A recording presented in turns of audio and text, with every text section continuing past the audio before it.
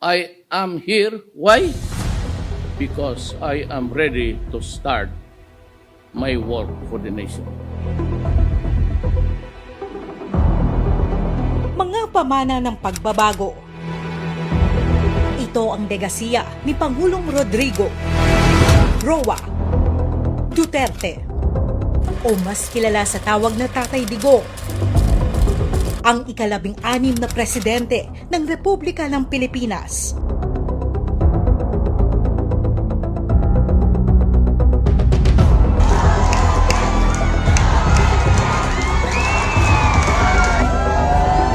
Sa loob ng 6 na taong panunungkulan, ipinakita niya ang tunay na diwa ng serbisyo publiko para sa mga Pilipino.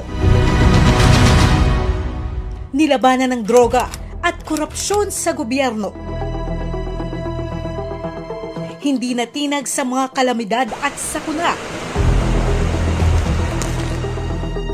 Maging ang pagtama ng nakamamatay na coronavirus disease.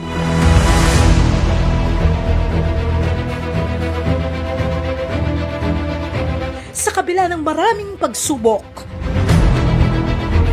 naging markado ang kanyang tagumpay sa muling pagbangon ng ekonomiya ng bansa mula sa pandemya.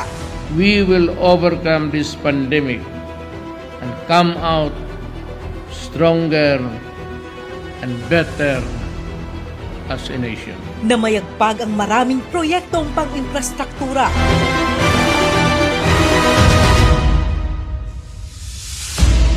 Ramdam din ng Pampanga ang marami niyang nagawa.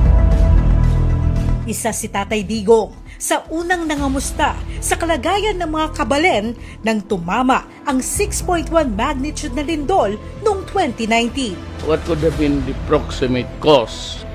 Bakit bumagsak yung supermarket? Sa pagsugpo naman sa COVID-19, siniguro ng kanyang administrasyon na sapat ang panangga ng Kapampangan laban sa sakit. Sa tulong ng bakuna, hindi na ako takot magka-COVID.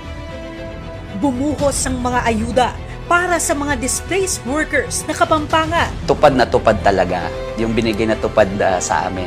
Maraming Kapampangan din na matinding tinamaan ng pandemya ang nabigyan ng tulong pinansyal sa pamamagitan ng Social Amelioration Program ng Pangulo noong kasagsagan ng COVID-19.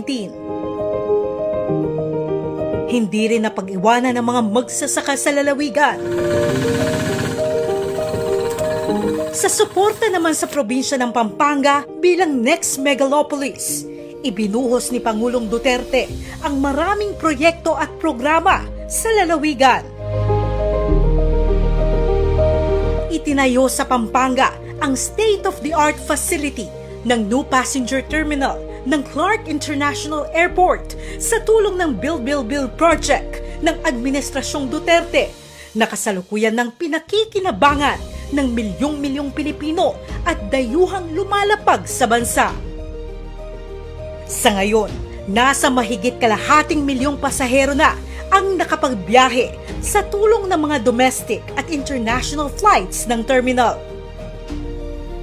High-tech ang contactless features tulad ng check-in kiosk at bag drops para sa ligtas at mas kumbinyenteng traveling experience. This structure before us reflects the administration's unyielding commitment to improve the quality of life of every Filipino by providing big-ticket infrastructure projects such as this that will improve connectivity, mobility, create jobs, and disperse economic activity to the regions. Bukod sa pag-usbong ng turismo, nagbukas din ito ng maraming trabaho sa libo-libong manggagawang naapektuhan ng pandemya.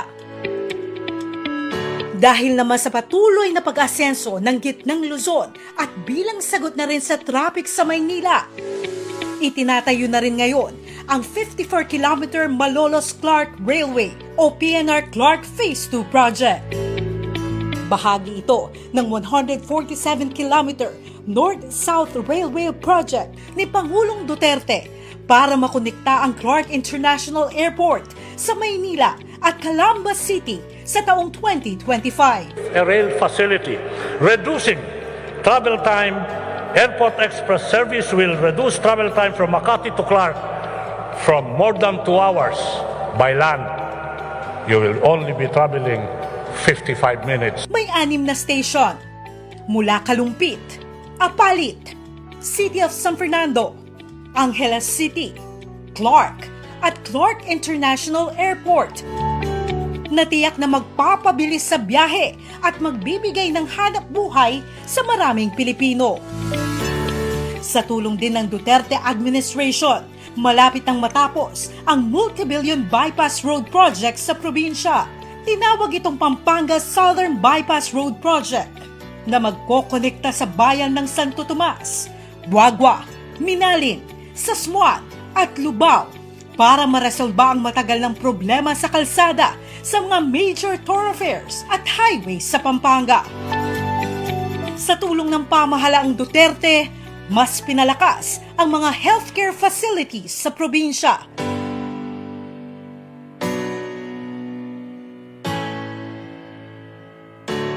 Sa Clark Freeport Zone na may mahigit 120,000 na empleyado at locators, itatayo na ang Pampanga Provincial Hospital Clark. The strategic location of this hospital will make our services and assistance programs more accessible to neighboring communities.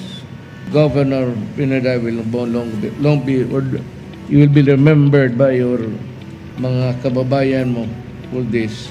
Nagkaroon ng use of rock agreement sa pagitan ng Clark Development Corporation at ng Provincial Government of Pampanga sa bisa ng Sangguniang Panlalawigan of Pampanga Ordinance No. 807. Dito rin sa Pampanga, naitayo ang kauna-unahang Overseas Filipino Workers Hospital sa bansa.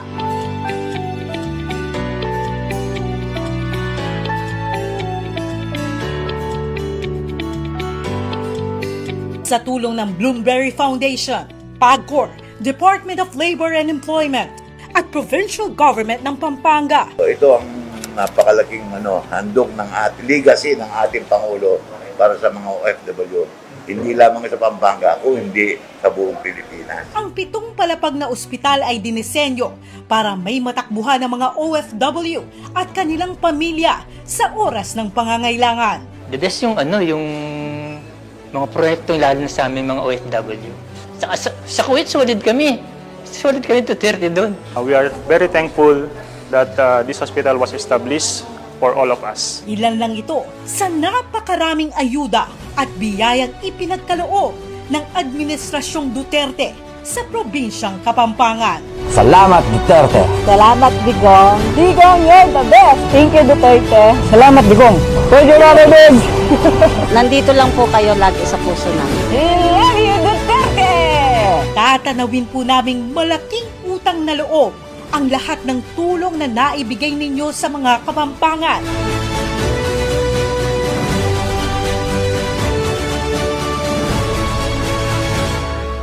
Muli po, maraming salamat po, Tatay Digong.